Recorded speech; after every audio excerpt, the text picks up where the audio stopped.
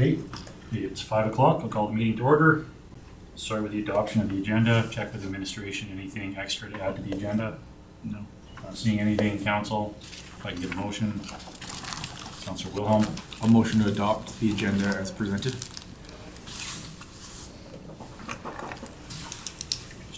Yep. Motion on the floor to adopt the agenda. Call the question, all in favor? And that is carried. Just checking, do we have anybody in the waiting queue? Because I know we had a couple of council who were. Andrew is now online. John was Okay. going to be on too. We'll see when he comes on, I guess. We'll at least have form right now. 3.1, adoption of the minutes, GMP committee for February 19th. Any errors, omissions, anything we see there? Councilor Kuchen? I'll move that we adopt the minutes of the Governance Priorities Committee meeting on February 19th, 2025. Thank you, Councilor. With that, I'll call the question. All in favor? That's carried. I'd like to note Councilor Burles has just joined us virtually. And that brings us down to 7.1, policy FIAM 5002, disposal of surplus assets and items. Good evening, Mr. Chair and committee members. Before you is a proposed update to the policy 1206, which was first established in 1994 for surplus items. Staff reviewed other municipalities' policies as part of this update. The proposed policy update tries to address two areas of improvements. One, it provides disposal authority for low-value assets and items for directors and CEO, allowing for more efficient disposal process while still maintaining some checks in place. And secondly, it lays out potential disposal methods. This policy update focuses on modernizing the county's asset disposal framework, enhances operational efficiency, and ensures fair and transparent disposal practices. In detail, for the limit, we're proposing a $10,000 threshold for disposal approval to be approved by directors and CEO. That would allow more timely disposal decisions. There's greater disposal power at the director and CEO level, as well as protecting important assets. So any lands, buildings, graders, tandem trucks, airport sweepers, fire engines, loaders, excavators, and tractors are outside of the $10,000 limit, which means they will have to come back to council for approval, as well as any assets over the $10,000 threshold will continue to come to council. Asset valuation is independent verified other than by a staff member other than the responsible director to maintain some checks and balances in place, as well as the council will still be notified annually on items disposed in that year.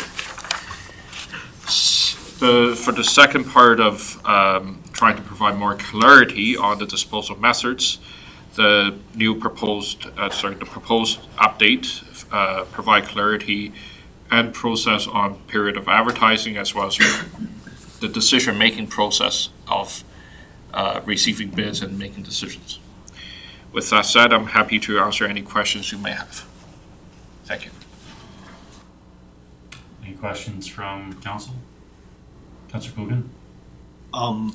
So what would you think is the methodology of getting rid of it as far as selling, auctioning, open for public bid?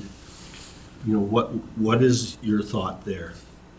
The guidelines offers a few tools in the toolbox for us. That includes public auctioning, the public sale, a public bid or tender, and public posting on the internet. We also have the choice to dispose of if there's no value of it. Okay. So today, if let's say there's old furniture, so just making that as example that we're trying to dispose of, even though it's probably costing us more money to haul to the dump site. By policy, I still have to come to council, ask for your approval, which is a bit inefficient in that process. Whereas if I'm trying to surplus a grader that's since retired, which there may still be $50,000 left in the value, I do think council should be notified of that decision and have council make that decision. And most likely in that case would be contacting an auctioneer. And the tools in the toolbox are really there for us to select. There are general guidelines. They are not intended to be thou have to follow something, right? It's more there for us to choose based on this circumstance. Yeah, that's good, thank you. I just wasn't sure exactly how all of those items would fit in, so thank you. Anything else for administration? Not seeing any. Councillor Wilhelm? I'll motion that the GNP committee refer policy FI.AM-5.002 disposal of surplus assets and items to council for adoption. Thank you, Councillor. Discussion on the motion? Seeing none, I'll call the question. All in favor? In favor. Thank you. That one's carried. 7.2, policy F5202, financial reserve policy. Thank you, Mr. Chair. Some of you will have been familiar with this policy. It was brought to the Finance and Tax Committee earlier in the year. We've made some slight tweaks, nothing major in relation to the discussions we had at that committee. But due to the complexity, we thought it would be appropriate to bring it here as well for further discussions because it is significant in relation to how it changes our financial reserve structure. The direction at the committee level, at the Finance Committee level, was to go with multiple specifically targeted reserves to better reflect our financial intentions with the dollars and also to be more transparent to the public, because when they see a large amount of money sitting in 3 or 4 reserve accounts, there's the potential that can be perceived as not being fiscally responsible, or someone may question why their taxes are changing and that sort of thing, when in reality those dollars are earmarked for very specific assets or projects or developments. And so we are of the opinion that in its current structure, this will properly align the intents of council as well as administration to display where our reserves are and show the public that we are fiscally responsible. In terms of the big changes, I think the key items to note will be this will amalgamate all the multiple reserves we have within the various fire departments within the municipality. I do know that the reserves and assets that our fire departments have is very closely to their hearts and administered accordingly. But ultimately, the fire department is a function of Woodlands County. So some of these departments, I'm sure we will have some pushback that way, saying, well, where did these reserves go? We had, I think one example is $126,000 in reserves for fire equipment and functions for that hall. That money is still there. It is just simply transferred into, if council eventually approves this, it would be transferred into the fleet and maintenance reserve there, where we will prioritize the fire department and public works and all the other departments' assets as priority needs. We don't want to have one municipal department be a have-not and another have. And by having all these multiple structures that we have, I think we're going to be more accountable for the dollars, but also will ensure that the proper assets get replaced rather than having silos where one may be replaced rather than another simply because one department has more funds than the other. So we're treating it as a collective unit. I'd recommend if the committee is agreeable, that this be brought forward to our next council meeting for adoption, unless there's any major comments or concerns. Sorry, Councillor Wilhelm had his hand up, and then Councillor Coogan. Through the chair to administration, so I went through the policy itself. It did answer a lot of questions I was going to have with regards to how we're going to implement this. One I didn't see, and I'm hoping it just wasn't because I missed it, with regards to funding the reserves to the various optimal balances or whatever, is that going to be a stage progression to get to that point, or do we have enough in our current reserves that we're changing over to this much comprehensive plan to fund them to optimal, or are we going to be looking to stage it into optimal position? If I may, yes and no. So we do have being fiscally responsible, we have a fair number of reserves in our existing categories. I've been working with Andrew, and Andrew might be able to better speak to the allocations, but we will be bringing that to council, assuming the structure is there. There's two items to note. One item of note that changed between the financial committee review and now is that there's wording in there that says, and I'll go for example with the airport operating reserve, which is one. If there is now a surplus in the operations of the airport, there's now wording in this draft policy that says 50% of that surplus from operating will be kept in the airport operating to build these reserves up.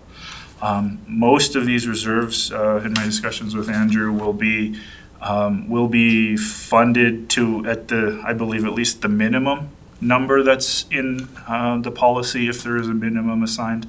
None of them will be hitting the maximum target yet. Our goal in interpretation is, well, our reserves are strong, recognizing the giant infrastructure deficit that municipalities have nowadays. We're not in where it could always be better, but also balancing that.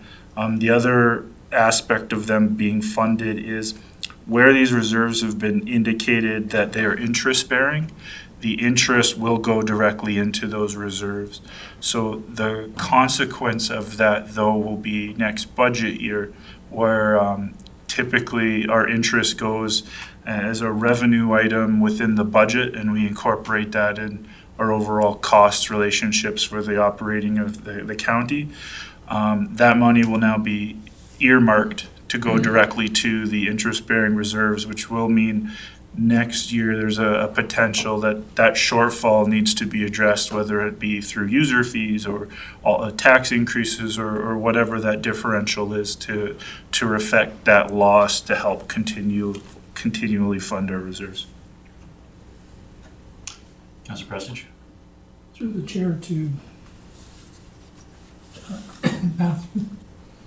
On the airport reserve, it shows max value is 3 million. Does that mean we have 3 million in there now? No, sorry, I can't see the chair. So no, the balance, in our opinion, from a fiscal point of view, is we don't want these to be endlessly growing reserves. We think that that's just as fiscally irresponsible as not having them. So we're trying to strike that balance. Where it says maximum, our recommendation right now is that it never exceeds that. That being said, if council was to say implement a new master plan that required significant more investment, then maybe we bring it back to look at changing the maximum amounts. Councillor Coogan? Yeah, through the chair to Matthew. This just came out of some of the discussions we had, having a look at bonuses and stuff like that. And I'm just curious, you have 1512 as the operating reserve there.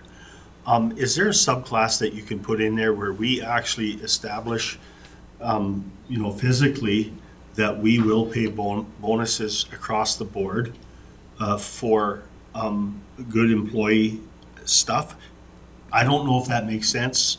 I'm going to use the analogy that John uses. I don't have the monopoly on all the bad ideas, but I'm just curious, because I think that I would like to see the message that there is, if you meet certain criteria within your department, that we're happy to incentivize that. I found that in my own business. I actually set a percentage aside for paying those bonuses out, but there was a criteria that was met. If it wasn't met, it wasn't available, everybody understood that. Just curious. If I may, the chair, being a municipal governance, having an open-ended policy that creates the potential for everyone to get a bonus would be a slight of a concern, and I'd also question the fiscal responsibility of it. Is it possible to establish a policy on incentives for staff? I think it's possible. I would recommend that it doesn't occur within the reserve policy. That being said, if council was wanting to develop an enhancement structure to recognize staff that are hitting or exceeding all their targets, you could establish one. Until that policy would be established, I'd shy away of incorporating it into this policy at this time. Councillor Wilhelm. Thank you. Just procedurally, so say we had one of these interest-bearing reserves, financial reserves, and it was underutilized, and you got to the point where you reached a max value. Would that excess value then go into an operating reserve or under the operating budget? Just so I understand how that will work potentially in the future. If I may, I think there's one of two aspects. Yes, some of it would probably go and transfer into operating depending on the surpluses.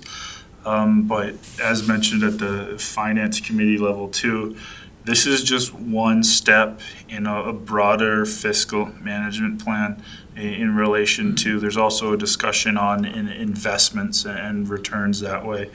The point of the reserves is not to just let them sit and grow.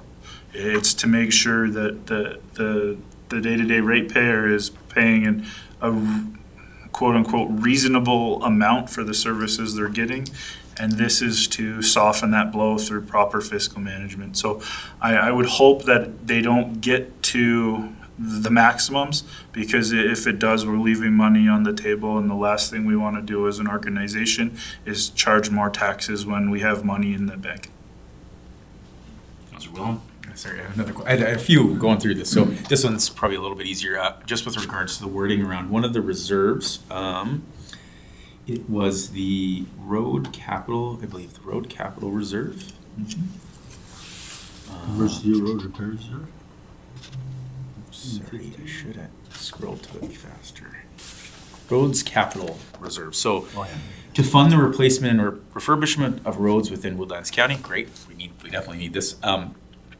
Would that then preclude the reserve from being utilized for building potentially new roads or building any kind of service changes to existing gravel roads or something like that?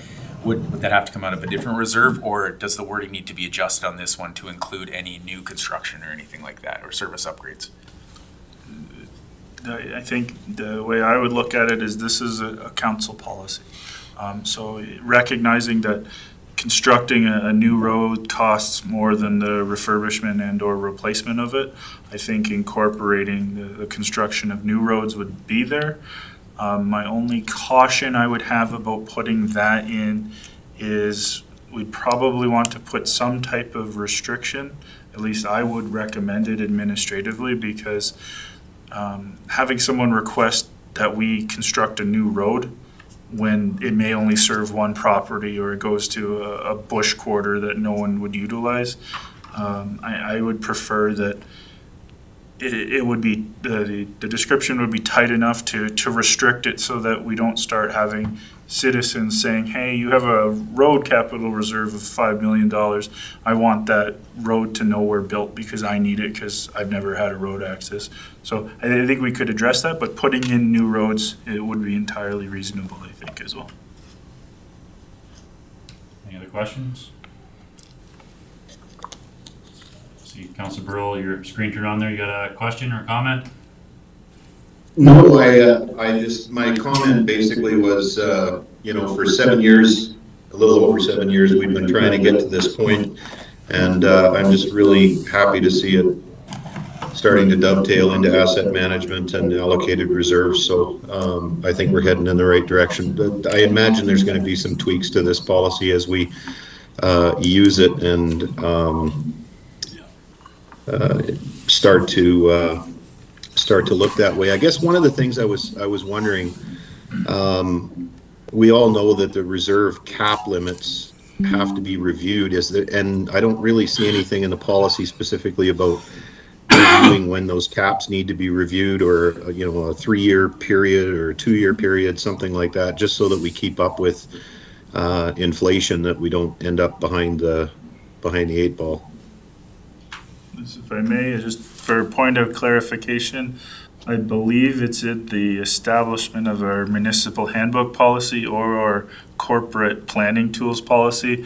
At a minimum, all policies are to be now reviewed within 5 years unless legislation says otherwise. So public participation, for example, is reviewed every 4. But at the bare minimum, this policy would be reviewed every 5.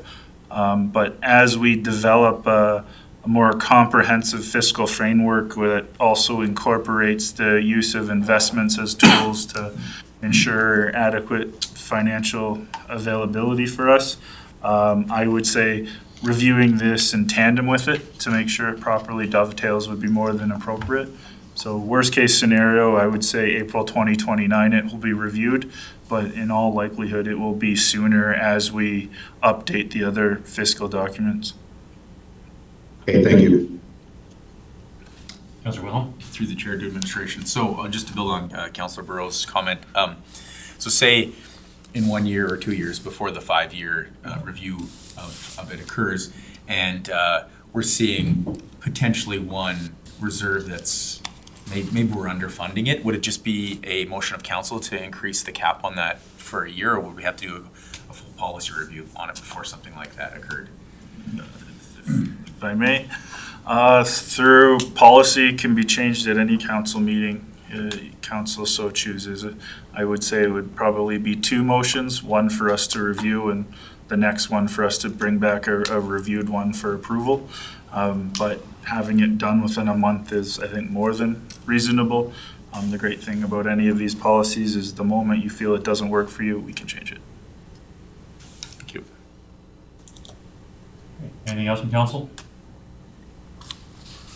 Not seeing any. Is anybody prepared to make a motion? Councillor Prestige? I'll make a motion that the Governance and Priorities Committee refer the Financial Reserve Policy F5202 to council for adoption. Thank you, councillor. Discussion on the motion? Not seeing any. Call the question. All in favor? In favor. That's carried. 7.3 Bylaw 624 Councillor Committee Bylaw. Thank you, Mr. Chair. So as part of learning the ropes on fully how we operate as an organization and having discussions with staff, there were a couple areas that we had identified internally where our committee bylaw didn't necessarily fully reflect all of our committees. There was some lack of clarity when it came to ad hoc committees and appointments to them. And also there was a number of committees that had draft terms of references, but we were unable to find official adoptions of them. The MGA is quite clear that under Section 145, you have to establish them by bylaw. And so the fact that some were as policies and some were kind of established, but not really, we just wanted to prefer that we were 100% in compliance with Section 145. The key updates here is the formalization of an ad hoc committee has been clarified. It also puts a time limit on it. So if you think it's important to establish an ad hoc committee, that's fine, but it will expire by the next org meeting. If you think it's significant enough to be an ongoing committee, our opinion is it needs to be established by bylaw within the bylaw itself. We've taken the Council Remuneration Review Committee, that was done by policy. It's a committee that has very rarely met, but nonetheless it is a committee and it needs to be established by policy, so we've incorporated it that way. We've clarified the terms of references of the various committees. We also put some clarity in on committee operations and appointing chairs for each committee. You'll also note within the procedure bylaw that's also on this agenda, there was some overlap where responsibilities of committees had been put into the procedural bylaw. Now, there's nothing wrong with that per se, but our thought process is anything related to a committee, it would make the most sense if it was in the committee bylaw and not another legislation piece. Our point of view is when it comes to transparency for governance, having a single resource of truth for the various subjects is better for the public than having it in multiple locations that a layperson may need to verify. The one issue that I personally have that I really would like some direction from the committee is the classifications of the Joint Liaison Committee versus the ICF Committee. The committee bylaw that we currently have establishes the Joint Liaison Committee. It's in a term of reference and reflects our long-standing collaborative process with the town of Whitecourt. However, when we signed the ICF agreement in 2024, I believe it was, there was a single reference in there that said the Joint Liaison Committee shall now be known as the ICF Committee. My understanding in speaking with some of council and the email I received from the town of Whitecourt is clear that there's a interpretation that these two are separate committees. But when I look at the way it's established, I would have to push back administratively to say they haven't been established. All we've done is effectively change the name of the Joint Liaison Committee to the ICF. I don't want to make that a sticking point. I know I sent some correspondence to the town trying to have an engagement meeting with them where I'm still waiting a response, but they have followed up to some degree in relation to clarifying that they're of the opinion the joint liaison is different than the ICF. So that's where I would like direction, but overall I think we're just cleaning up our committee bylaw. And the last thing that isn't spoken there is there will be a supplemental policy. These committees are established and maintained by council. There are a significant number of external committees that you have a list that different members are appointed to, but you don't manage those committees. You don't have control and dictate how they function. So in the legislation's point of view, and we've worked in collaboration even with some other organizations. We had some meetings with Strathcona County and some other municipalities to see how they handle the external committees realm, because just having a tracking sheet that we have these various organizations or that someone's appointed to a watershed board or something like that, to me, isn't as transparent as we could be from a governance perspective. So we will be bringing a policy forward, maybe not at the exact same time as the committee bylaw, but in the near future, indicating what the committees are and who and their overall intent. Just to clarify for the public, what does the Athabasca Watershed Council do and why are we sending elected officials and that sort of thing? Because in our current form, I don't feel we're being as transparent as we could be. Thank you. Sorry, Councillor Prestige, Councillor Coogan. The chair, Matthew, we have some committees that do ad hoc committees. How does that work? How do I say this? I recognize that there is some reference to the committee bylaw that they can establish working groups and that sort of thing. My concern administratively is I would discourage that practice. We've continued to allow it in this draft. Where my concern is establishing a subcommittee of a committee creates a transparency issue. but it, not only from a transparency issue, it does also create a potential financial liability for the county. Because if you establish that subcommittee, there's still probably a fiscal requirement for our honorarium members or for counselors to attend, and that subcommittee may end up occurring more frequently than the main committee. And so I would discourage the practice in its entirety. I don't think there is a committee that is currently in operation in this county, that I've seen at least, that is complicated enough that it requires a subcommittee on it. But that's just my personal interpretation at the moment. Councillor Kukin? Yeah, I think the question that you asked, Matthew, was you wanted a little bit of direction. And my thought on that is that the role of a liaison committee should be established, and the role of an ICF committee should be established, because if you're going to, I think the joint liaison has a lot of different things than the ICF. The ICF is very specific. The joint liaison may be having conversations about a lot of other things than just the intermunicipal agreement. So I don't know whether that would be a direction that we would have to go, is to just define those two roles. That's fair. Councillor Wilhelm? Through the chair to administration, I echo Councillor Culkin's point there with regards to that.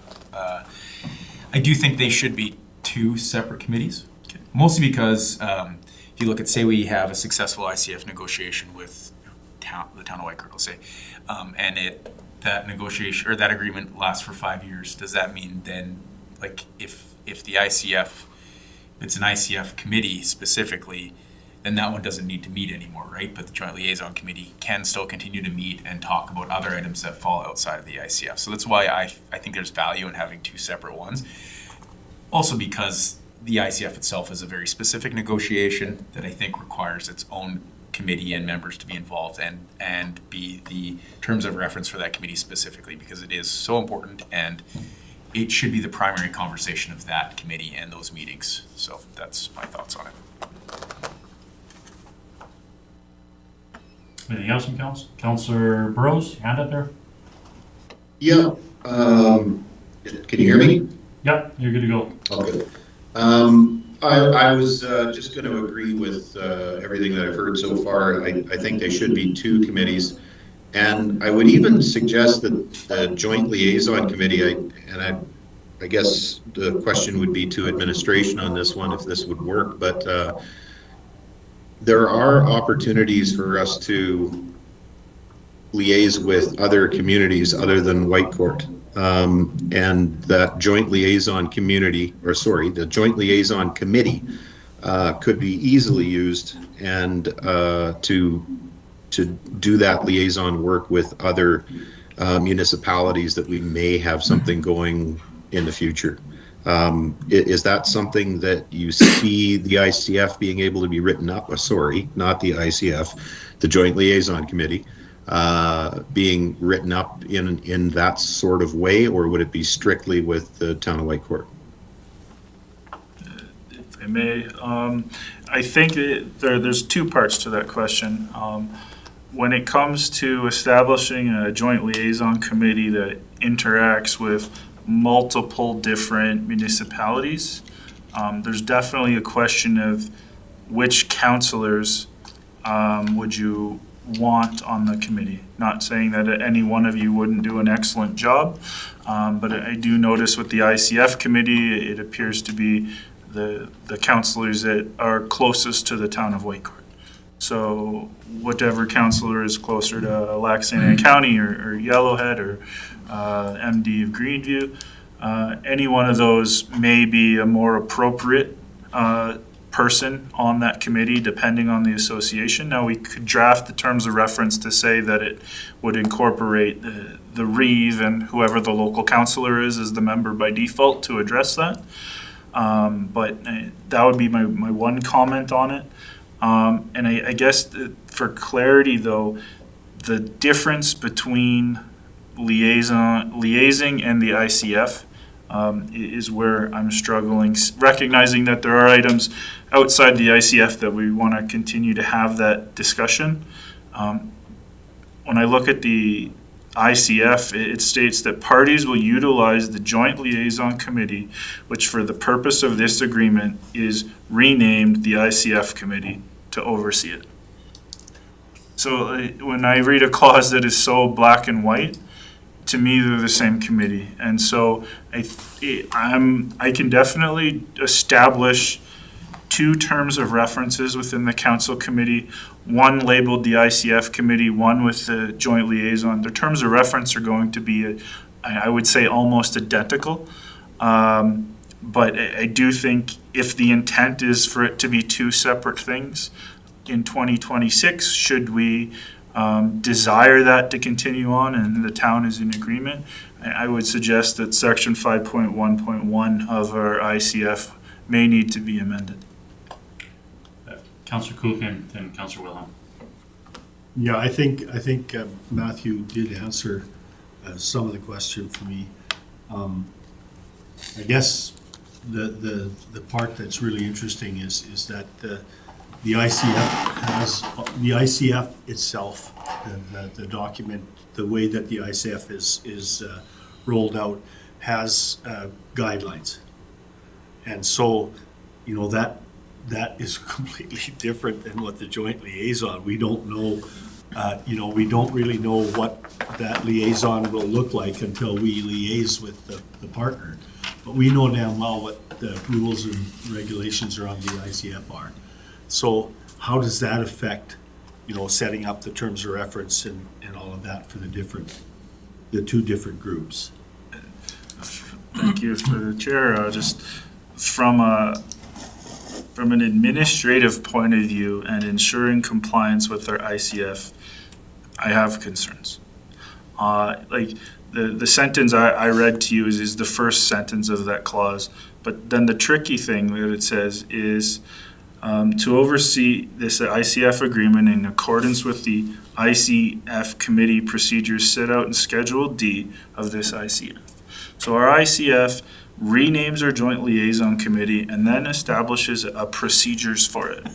So when you say you want to have them separate, I'm entirely understanding that, but from a negotiation point of view, from a discussion and a collaboration point of view, if I'm your administrator asking to hold a meeting, and I think there's no hiding the fact that in the past the discussions have been complicated and complex. Do I have to follow the ICF committee procedures because it's a joint liaison committee? I would question that I would, because we signed an agreement with the town of Whitecourt that said our joint liaison is actually our ICF. And the last thing I would want to do is put our organization in a worse spot because I failed to properly follow procedures. Councillor Wilhelm.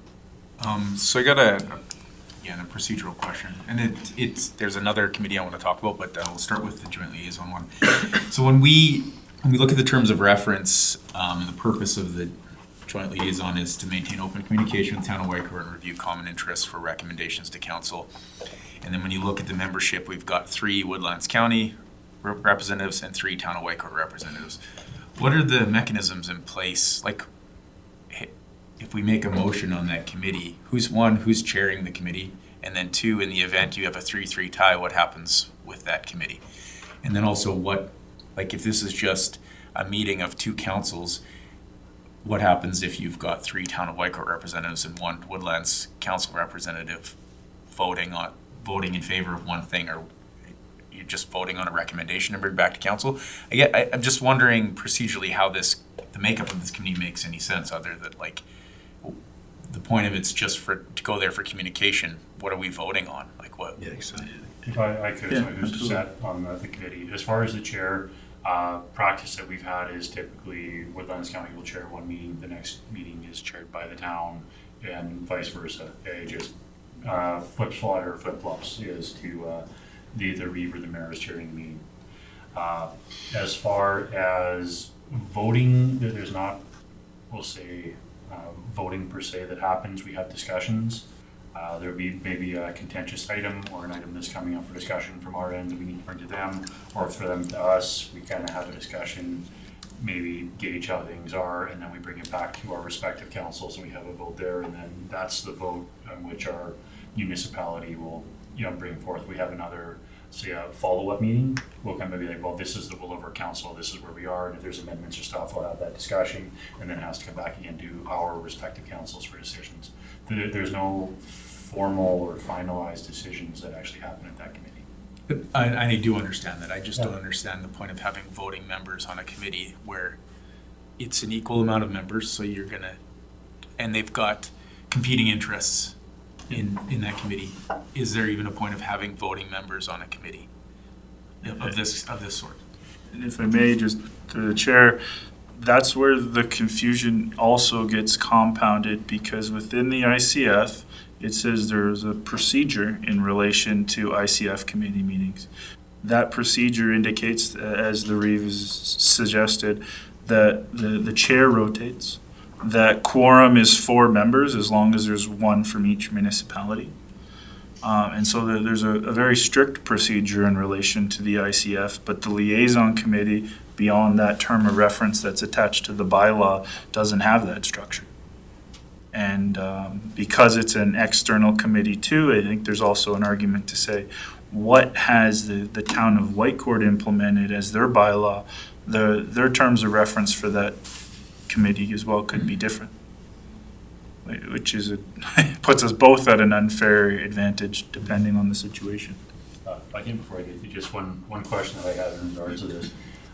Given that the ICF committee and essentially a lot of the grounds for how it's established are based off of the ICF agreement, have we had communications with the town of Whitecourt's administration? And I agree, that the committees and the terms of reference of what's in those on both sides should match what is in the ICF agreement. Those were signed upon, agreed upon legal contracts that we signed, and there shouldn't be a variation on both sides. They essentially should mimic each other, at least on that committee. And I do agree that we're essentially looking at a little bit of, administratively, you have 2 committees with the same terms of reference. Yep. I would honestly be in favor of just running it through one and not duplicating everything as far as who's meeting or who's this, or having 2 separate committees for it. But on the other hand, if this is going to be a point that is a sticking or contentious point between our relationship with the town of Whitecourt as well, it's not the hill I want to die on when we're having, conversations. If we have to establish 2 committees, we have to establish 2 committees. But I would like to at least hope that the ICF committee that we have and the town have a comparable set of terms and references that come along with it to mirror what it's, I guess, respectively in the ICF. Yeah, and if I may, for the ICF committee, they will absolutely have to have the same terms of reference, and from what I've been able to find, they do. It's the joint liaison that's the true question, and because there is so much ambiguity the way the ICF renames that committee, I am just overly cautious from a procedural point of view to ensure compliance. I don't like having something procedurally ambiguous just because it creates problems down the road, and having for example, my biggest fear would be we have something on a joint liaison committee where we're bringing it back to council, but really it was an ICF discussion, and that may or may not have added weight, not only to yourselves as elected officials, but the public, and just creating some confusion. If it's agreeable with council, I know I've tried to start clarifying that with the town.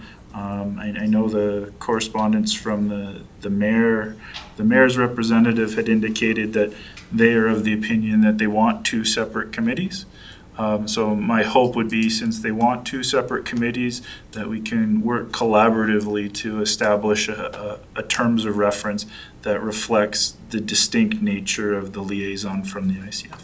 And we can bring that forward, and if this committee bylaw takes a little bit more time, then I think we'll be okay with that too. Councillor Cookman and Councillor Burrows. Yeah, and actually, that was where I was getting to, is that I think what Matthew's just indicated is that is the comfort place that you want to get to. And so if that is the suggestion from the town of Whitecourt that we go down that path, I'm in favor of that. And let's see where it takes us. I don't disagree with you that it makes, it's a little bit more onerous on the individuals here, because all of a sudden there's that second committee, which you have a lot of overlap. But, if Matthew's more comfortable with going down that route, I think down the road we can tweak this some more. Councilor Burrows? Yeah, so I was just, and I guess this is to council and for clarification to administration. So the clarity around this, we are going to be stuck with an ICF committee that used to be known as the Joint Liaison Committee, and that's a decision of the arbitrator. So if my understanding of this is right, the Joint Liaison Committee doesn't exist it would be easier if the Joint Liaison Committee didn't actually exist anymore. And if we are looking to strike something for regional economic opportunity or something, then we're actually looking at striking a different committee entirely. Is that a fair interpretation of what we've got? I think it's partially there, Councilor Burrows. I think the key is the way I look at the ICF and our current bylaw is we have a duplication of a committee.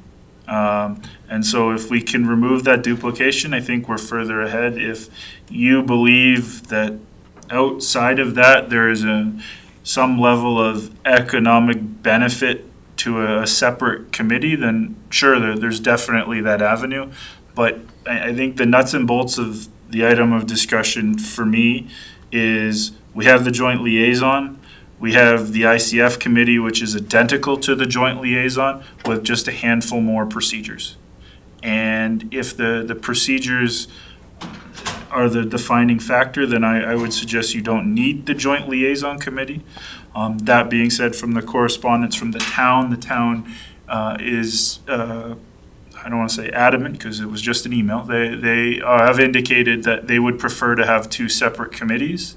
So I would hope, if that's something the town would like, we can work collaboratively to at least inform the proper intent of that committee so it is different than the ICF.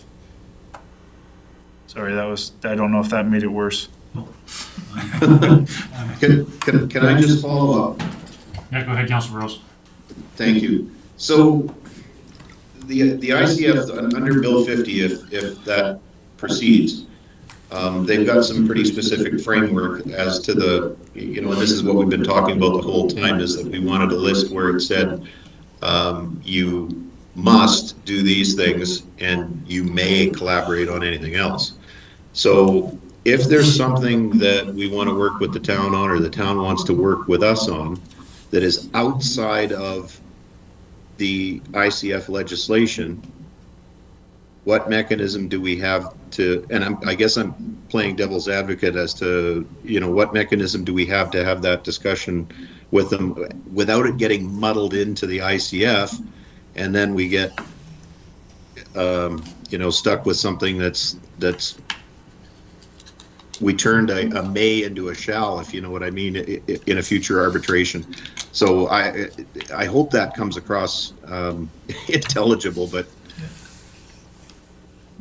My interpretation of what you're asking is, in a perfect world, if the terms of references were corrected, I would say anything that is an optional collaborative approach where we want to work together for the betterment of our residents, which is something we regularly strive to do, would be in the joint liaison. If it's been mandated by the province, I would suggest that the ICF committee would be that focus.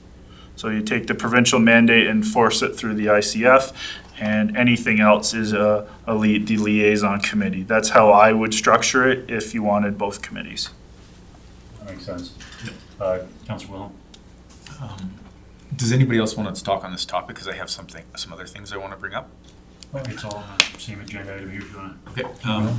So I just had a question with regards to the GMP committee itself and the terms of reference in the bylaw or this RFD. Now, when we term, say, the GMP committee of the whole, and the terms of reference presented here and the previous ones, does terming it a committee of the whole prevent a situation because it's an announced meeting, it's got all the members of council and a CAO in attendance? Does that prevent us from passing decisions of council in a GMP committee? So like, say instead of the motion in 7.2 was that the government's priorities committee refer the financial reserve policy to council for adoption. Because we have all of council here, it's an announced meeting and our CAO is here. Is that possible that because we're a committee of whole, we could just say we adopt that policy? I want to understand the idea around committee of the whole and what the limitations of the GMP committee are. Yeah, if I may, the committee of the whole shouldn't do that. Legislation is clear when it comes to advertising council meetings. Would it be possible at a council meeting to go into a committee of the whole? Sure, I wouldn't recommend it. But from a council perspective, I would believe there would be some questions legislatively.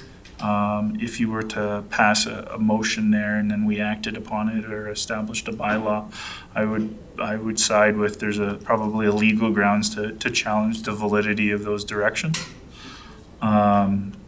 But that would just be where I would line initially. I would be happy to bring something more formal back in a review to council, but that's where my gut would lay. Councilor Wilhelm? And just to follow up on that line of thought, I was just because in the terms of reference, we would be listing this GMP meeting as a committee of the whole. Do we need additional wording in the terms of reference that prevent like decisions of council from happening, or is you want to assume that wouldn't happen, but we don't know what can happen in the future, and I would just, if legislatively, I want to know how we prevent that from happening at a GMP committee as bypassing a council meeting or something like that, if that makes sense.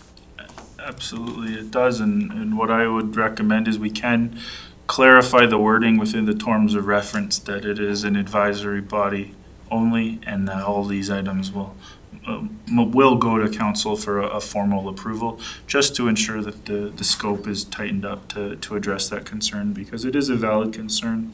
If you were to get a rogue council and a rogue CAO, I don't believe it's a situation here, but it's better to prepare for the worst.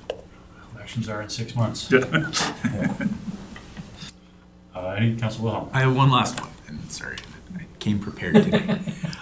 With regards to the Community Services Committee, so if we look into the terms of reference for that one, we have listed that there are 7 members of the Community Services Committee, but then in brackets we have shall consist of 7 brackets 8 voting members, including 3 members of council, 4 members at large, and 1 youth member. So that does actually equal 8. Councillor Dean brought up the fact that could lead to situations where we come to deadlocks on the committee when we're making motions. So we added the youth member at large because we wanted to get that input from a youth in our community, and I think it's the current youth member's very active. She's actually the co-chair of that committee right now, and I love the fact that we got a youth member that's so active. I wonder if council would consider, and I'm bringing this up because I talked with some other municipalities about some of the committees of council, and one like this where we have community services where we want lots of community engagement, but maybe we only want to maintain 7 members. Would council be amenable to going to 2 council members on that committee instead of 3, and then having 2 council members, 3 members at large, and 1 youth member? Because it is, that committee itself is specifically to bring the interests and opinions of community members itself. And it is an advisory council, so no decisions are made. So I think continuing to have as many members of the committee involved with potentially less council members might make sense. I agree with Councillor Wilhelm. Having 8 members, you're gonna have a stalemate on stuff, but if we were gonna have a 7, I would be in support of dropping one of the elected officials over a community member, because we have, when we're making decisions, we're having discussions here, it's better to have more outside members and outside mindsets instead of the same people at this table and, sitting at that table, giving the same ideas. So I would be in support of that. Councillor Coogan? Well, and I'm 100% in support of it, because I attended the last meeting, and the young lady actually chaired the meeting, and she was very apprehensive to start out with, but when she presented the terms of reference that she was trying to establish for that youth commitment to the Community Services Committee, that confidence level went right through the roof. And for me, that sent the message that, you know what? I would rather see the councillor drop off of that than to remove a person at large, because that's what we want. We want new, young people that are going to have some exposure to rural municipal government, that feel that they're contributing. And so I agree 100% with these 2 guys. We really need to have a look at that and make sure that it's structured the same way as what we're structured. Anything else, Council? Councillor Wilhelm? So through the chair to administration, for a motion out of this, do you want it to include wording such as to forward to council with amendments as per discussion, or how do we want to work that? I would be okay with that. My understanding is there's the clarification on the committee of the whole, the reducing the numbers of the committee members on the Community Services Committee, and then the direction to seek clarity on the liaisons versus ICF at the town. So if those are the items discussed, then I think that motion would be appropriate. Anything else from Council? Councillor Wilhelm? So I'll make a motion that the GMP committee direct administration to forward the committee's bylaw to the next regular council meeting as amended per our discussions. Thank you, Councillor. Discussion on that motion? Seeing none, I'll call the question. All in favor? That's passed. 7.4 Bylaw 625, Procedure Bylaw. Thank you, Mr. Chair. I know this bylaw was reviewed by the committee and council in April of 2024, but as part of our overall review, there were some things that we identified that from a best practice point of view or something did not necessarily line up with our current practices. The end goal is that your bylaws represent the procedures that you believe are appropriate. Some of the key changes we did is we removed the regular council meeting dates and times. They're now being set annually at our organizational meeting. We have removed the references of the GMP committee from the procedural bylaw.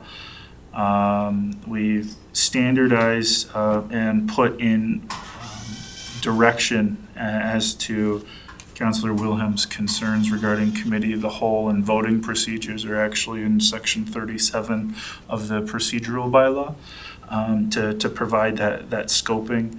One thing that we've done just to also try and consolidate legislation to have it in easy to find locations is we've taken all of the public hearing procedures from Bylaw 557 and implemented it into the council procedure bylaw. Since council is the only one that can hold a public hearing, we thought it would be appropriate that those sections would be procedurally in there. We just did some minor housekeeping, changing references to ensure it reflects best practices. There is some discussions where I would like the items of discussion to go for the committee are, is council okay with the current structure of council meetings? Within the procedure bylaw, it does outline the various meeting obligations, whether it be the minutes, public hearings, that sort of thing. One thing that we are noticing, even as we transition to quarterly reports, there are instances where, because it says community service report or infrastructure report or CAO report, through no fault of anyone, it's brought up as a potential discussion item, even if they're not actually on the agenda. Which we're happy to give you an on-the-spot update, but our preference administratively is if we were to give you pretty solid and detailed quarterly updates, along with any emerging things as we need it as a standalone item, that it may not only make our council meetings more efficient, but also free up staff time so that we're not in this constant report drafting loop to get you proper information. So the biggest item of note for sure is how it would change the structure of the agenda. It would effectively be 13 steps. Call to order, the addition or deletions of the agenda, adoption of the agenda, adoption of the minutes, public hearings, delegations and presentations, a bylaws and policies section, a new business, council reports, correspondence, and then we will break it down into the departments of our directors. So if there was 2 or 3 items related to, let's say, utilities and the airport and something like that, that were specific related to action items or projects or updates that were outside the norm, they would go into that location. Similarly, for community services, if there were any key items that were being brought forward from an administrative point of view, it would be brought into there. And similarly with corporate services or myself, and then closing with a closed session and adjournment. That being said, if you're entirely okay with the current structure, we can keep it. We just were of the opinion that this will reduce some redundancies, but also just with the improvement of quarterly reporting that you'll be receiving, I think the standalone items of a notice for reporting from various departments, it will be inefficient when you're only getting them quarterly going forward. Any discussion from council? Councilor Whelan? Through the chair to administration, I'm good with the majority of some, especially streamlining some of the agenda items. I did have a quick question. It's just a small one. In the terminology section, where you have the chief administrative officer definition updated to include or their designate, just for my understanding, when you so the definition is chief administrative officer or CAO is the administrative head of the municipality who is appointed by council pursuant to the MGA or their designate. When you say their designate, do you mean council's designate or the CAO's designate? Like if you're... That's fair. It would be my designate. Okay. So as part of a larger delegation is the MGA basically says, I'm responsible for everything that occurs within the organization, but we all know from a reality point of view, we have a very capable and sufficient staff to do various aspects of it. So the long-term plan will be that as we have these different aspects of our services where appropriate, they will be designated to whether it be administration staff for the minutes or for drafting your agendas and stuff. Do I work on agenda items? Absolutely, but without Tracy, the packages that get before you would never occur. And even though the MGA says the CAO is responsible that they get out, a lot of that is delegated to people and their respective tasks and titles. So it just clears that up. It's whoever I need to do. As long as the work gets done, it doesn't matter who it gets done. I just want to know who their designate was, so that makes sense. Thank you. Councilor Burrows? Yeah, just a question on the the layout of it. So oftentimes there's just a quick question or two that needs to get asked to the CAO or just for clarification. And I'm just looking at the current structure. Can we, if we don't have a CAO update on that meeting, how do we, and I guess I'm looking at this from a procedural period, if we did have a different CAO that's not necessarily all that interested in answering questions, what's the opportunity, and can we have a sorry, can we have a section that maybe under council reports that there could be you know, council reports and questions to administration just for clarification? I'm spitballing here, so you. Yeah, I don't think it's unreasonable. We can definitely look at establishing some structure so that's clear. I think that would be more than acceptable. Also, what you'll see at the next quarterly report from the CAO is the various inquiries where you've individually reached out for an update and stuff. For the most part, you've all been updated subsequent to that because legislatively we have to. But some of those projects have a longer turnaround time to get complete, and we'll also be putting those items in the CAO report to show where they're at and that they haven't been forgotten. So when you add that with putting the council reports, and whether it's council reports / council inquiries or something like that, I think that ensures you're holding the administration accountable for your concerns. So I think that's entirely fair. Thank you. Anything else from council? Would council support that change then, I guess? I think that's a fair request, because we do typically, even with the CAO reports as they are, have questions for the CAO, and it usually a good place to get it out in areas where everybody can get the answer. Right. Anything else from council? Not seeing any. Anybody want to make a motion? Councillor Prestige? I'll make a motion that the Governance and Priorities Committee recommend administration forward the procedures bylaw as presented to a council meeting for council consideration.